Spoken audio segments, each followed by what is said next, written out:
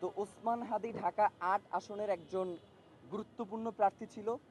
তিনি জুলাই পরবর্তী সময়ে বাংলাদেশের সবথেকে সাহসী এবং প্রমিনেন্ট একজন ভোকাল ছিল, যিনি কখনো ভয় করে কখনো কথা বলেন নাই।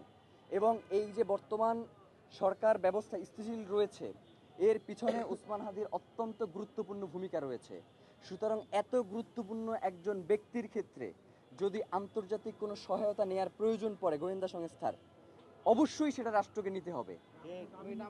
হ্যাঁ, অবশ্যই। আমি তো বললামই যে আমাদের দুইটাই দাবি, একটা হচ্ছে দ্রুত বিচারিক ট্রাইব্যুনাল গঠন এবং সেই সাথে এক্ষেত্রে গোয়েন্দা ইন্টেলিজেন্সের আপনি চাইলে সহায়তা নিতে পারেন। এক্ষেত্রে আপনাকে সহায়তা নিতে হবে, নিতে পারেন বলতে কথা নাই, আপনাকে নিতে হবে। মানে কি, ওসমান হাদি রক্ত ঝরাই গেছে এবং সেইটার আমরা খুনিদের বিচার দেখবো না, এটা তো হইতে পারে না।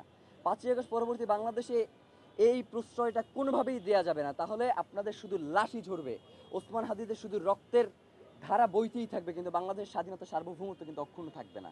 জি, আর কারো কোনো প্রশ্ন আছে? জি, নির্বাচনের আগে দাবি নিশ্চিত করতে হবে।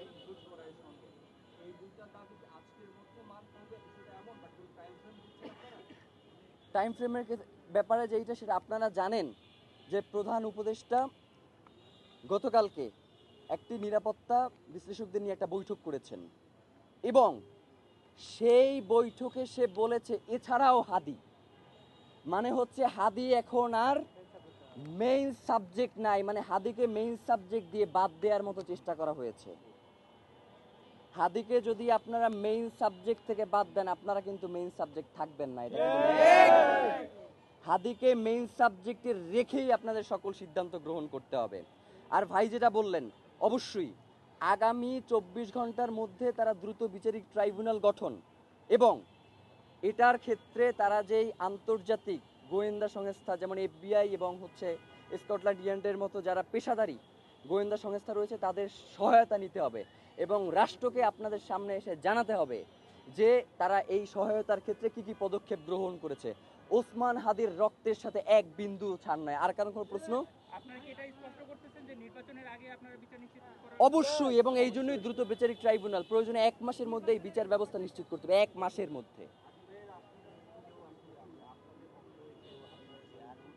বুঝি নাই। আচ্ছা, এখন পর্যন্ত ঢাকা 8 আসনে হাদি ভাইয়ের হয়ে ইলেকশনে কেউ লড়বেন কিনা এ ব্যাপারে ইনকিলাব মঞ্চ কোনো ধরনের সিদ্ধান্ত গ্রহণ করে নাই এবং এখন পর্যন্ত আমরা ঢাকা 8 আসনে ইনকিলাব মঞ্চ সিদ্ধান্ত গ্রহণ করবে কিনা সে ব্যাপারে আমাদের মধ্যে কোনো মিটিং হয় নাই।